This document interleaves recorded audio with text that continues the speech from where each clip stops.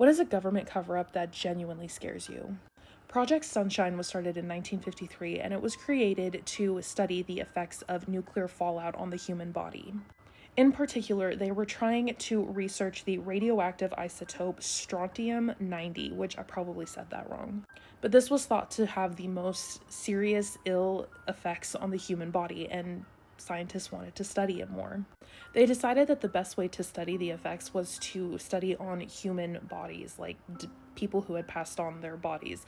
But in particular, they wanted younger children because their bones were more porous and able to take more of this stuff in, from what I understand.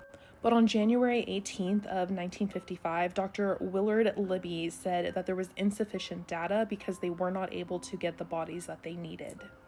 In fact, he was even quoted saying that there was insufficient data and that he didn't know how to get his hands on these bodies. So he said, if anyone knows how to do a good job of body snatching, they will be serving their country.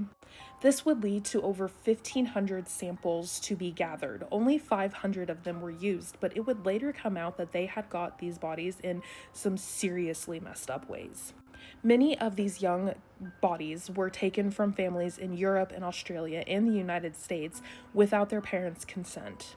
One British mother came forward and said that she had lost her baby during childbirth, and doctors told her that she could not dress her own baby because it turns out that they had removed this baby's legs and shipped them over to the United States to be studied. So she was not able to dress her baby so that she wouldn't find out what they had done.